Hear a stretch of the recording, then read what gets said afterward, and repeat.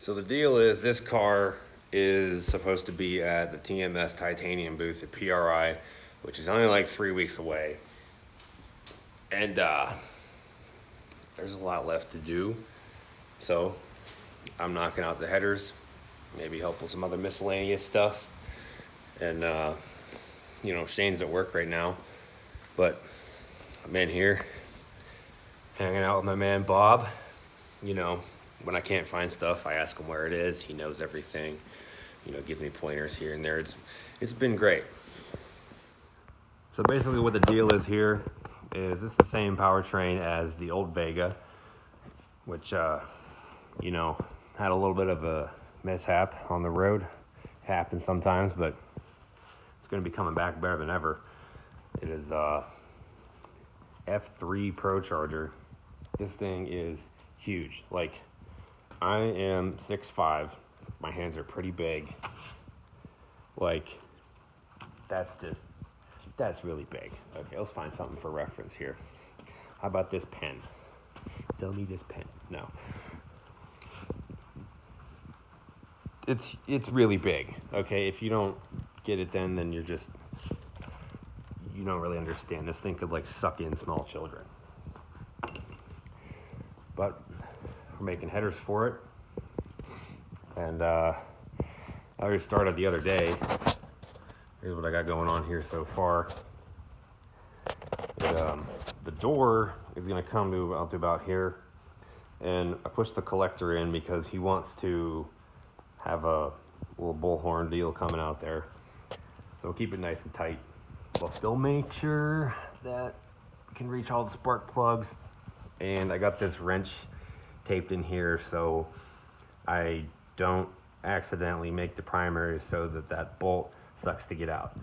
Whenever I do this stuff, I'm always thinking about how easy is it going to be to service when it's done, because that's the most important thing to me, I think, especially on a car like this where the valve covers are going to be coming off all the time to check the rockers and stuff like that. It's got to be like simple. Shane built this pipe the other day. Did a pretty good job. Self-taught guy, just like me. Just out here doing it. Home garage, nothing fancy here besides this machinery, which is pretty cool. I wish I had this stuff in my garage because he's in here making stuff. You can do so much with that. But what I've been using that I think is pretty neat is this little bandsaw here to cut the header tube that he made this little table for, and it's operated by this pedal. Which is okay, pedal, whatever. It's normally done by a trigger that's just zip tied down, and then he got this pedal which is for a meat grinder, I think he said, and it just tees into the regular cord for that saw, and it's freaking great, and it cuts fantastic too. Like, that's straight off the blade. That is, if you've ever cut stainless before, you know how hard it is to do, and this thing does it really well. I'm definitely gonna have to take notes on this setup because I really like the little pedal too. So my first day here, I actually had that primary finished, but I didn't like it. I didn't like the way it looked.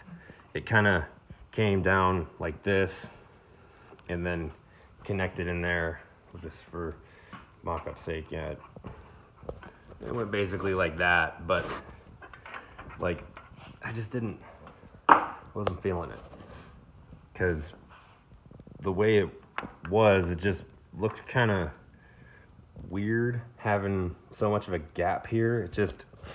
It all needs to flow, and visually that really matters to me. Shane doesn't really care. He was laughing at it, but I like it. I like to make it look nice. So what I'm gonna do here is I'm gonna turn this up, probably cut it, and then I'm gonna bring it back down into here. So it'll do kind of like a whoop whoop, and then when you're looking at it, it'll all kind of, that one will flow up, so the next one come up, and then that one, it's just, your eyes roll with it. And it'll minimize the dead space in here while looking at it from up here, because it's up on a rack. It'll look good. Just stay tuned, you'll see. We're gonna make this cool. Mocked up that front primary the new way I wanted it. And it looks so much better than it did before. I'll throw in a picture here of the first version of this that I did the other day, where that just kind of goes straight.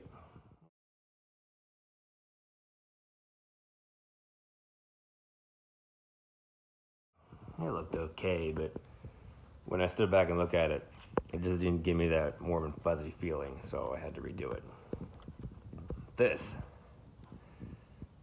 gives me that warm and fuzzy feeling.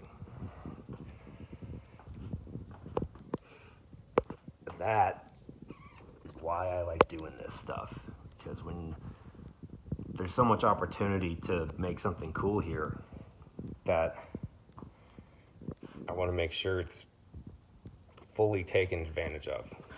And yeah, it might be easier to connect these in a different way, but when I step back and look at it, when it's right, I feel it, and I like that feeling. So that's why I do it like this. Now, just got to kind of tack it all up, test fit it again, make sure it's good, and then move on to the other side where I do it all again. Now, this is only the second time I've ever made headers. The first set headers I made were the ones on the Escalade, but I think the hardest part about it is just figuring out what you want it to look like as far as the routing of the primaries and which tube and the collector they're going to go to and what, the path they're going to take. And once that's figured out, then going to duplicate it on the other side is, it still takes time, but it's a lot easier because you have a game plan for what you want to do. You don't have to figure it out as you go. So I'm going to tack this up, hop over there, make it happen. Freaking shut up, Bob. I know I look like an idiot pointing the camera at my face. So what are you trying to figure out now? Where to put the shifter. I'll go over here. You can see better.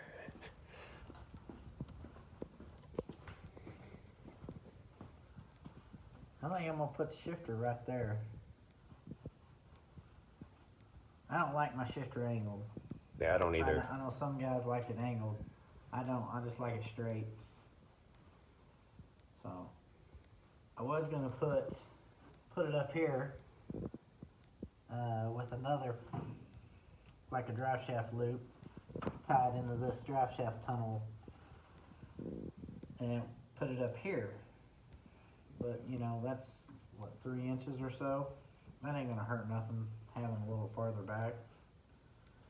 In the driver's position, I mean, I can reach it and do everything I need. Is it a push or a pull? It's a push, but it's automatic shift. It does all the shifting for me, except for manually you have to do it. You have to set it. So I think I'm gonna put it right there. So you're just gonna make a little peg and... Yeah, I'm gonna cut a piece of tube and notch it, take it on there, and then mount this probably right there for height. That's pretty far up. I think it'll be alright. It'll be just fine.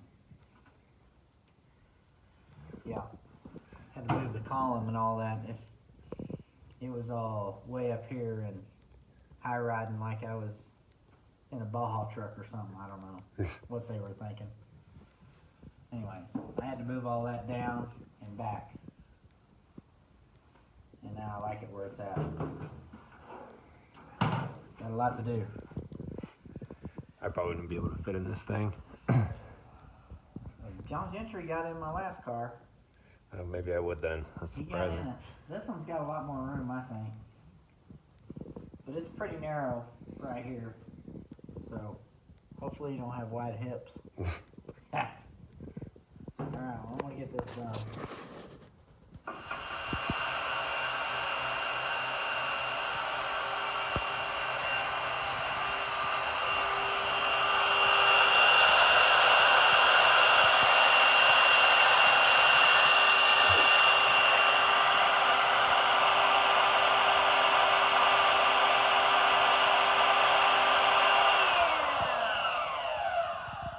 Is that how you notch the tube? Uh-huh. That's how I notch this tube. I got this thingy pulled off here. And we're going to tack it all. Slide it back in, make sure it still fits. That's what she said. So I've been working for a little bit today, making some progress on the passenger side header. I got one more primary to go. And so far, it's mirroring the driver's side pretty well. There's no really rhyme or reason to that. I say there's no rhyme or reason to that, not in the sense that I just do it and it turns out the same, is that it's just kind of, you know, looking at one side, looking at the other. And like I said before, once you have one side done, your blueprint is kind of already there. Like I try to make, so okay, I use a piece here, I'm gonna have a piece that looks like that. I'm gonna have a little intermediate deal here, and I'll have another bend that sends it home. So, you know, come over here, kind of do the same thing. You go your first one, main leg, intermediate piece, and the sender homer. And as I make each one, I just kind of stand here and look at it, and I don't know about you, but they look pretty damn similar. And if you say they don't, you're wrong, because they do. Shane's at work right now, but he's going to be working on the brake pedal and some brake lines later, while I'll be tacking these up and probably start finish welding them later. So I got this front side done now. Yeah, but they doing it. I got to figure it out somehow. They'll figure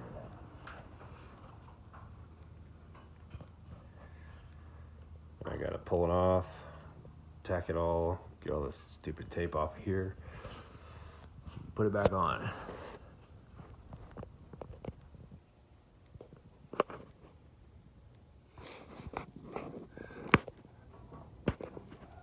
Lock it back up so I can mark it again with a fucking Sharpie. It's very warm up here. Yeah, well, it heats up there. Yeah, we can turn the heater down. Damn.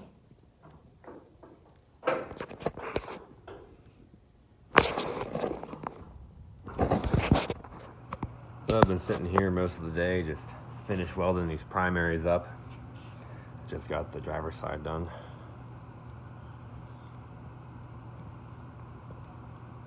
Came out pretty good.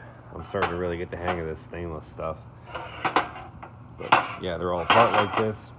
And then I'll bring it over here, put it back together like I did this side. There's nothing over here now. This side I already did. So stick it in there, stick that in there, and now I gotta weld the tubes to the flange and put the little tabs on here. These things. I welded mine the whole way around, but Shane wants to use these tabs just in case you know, something gets screwed up or you hit something or whatever. You can pop the collector off and just change it, and then you don't have to redo the whole header. So that's what I'm gonna do. They're all done now.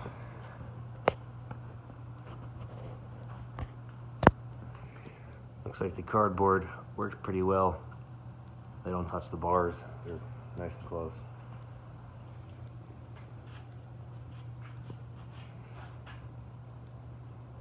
Bob approves. Is it gonna work? Yeah, looks great. Bob approves. He's been staring at me all day. It's getting a little weird. So I thought about making this a longer video where I include the part where the car's at PRI in the TMS titanium booth, but I decided not to. I'll just put it out there as it is. The filming was kind of sporadic. I didn't even think to make a video out of it until the second day I had been working on it.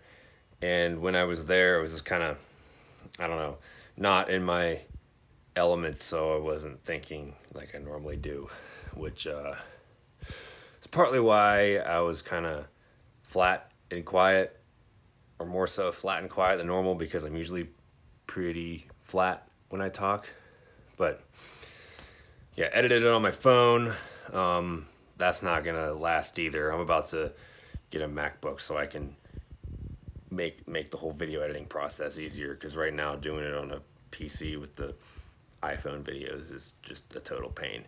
But yeah, if you like that, be sure to subscribe, leave a comment what you want to see, whatever. Make sure you tell Shane that you want to see him in more videos, because he wants to be more active in YouTube, but he just needs a little push. So give him that push. You can find me on Instagram at Stapleton42 with a little underscore at the end, because some other guy has the other one. And Shane's at Shane McAleer. You probably already follow him because he's a big superstar. But yeah, we'll see you later. It's gonna get better, I promise.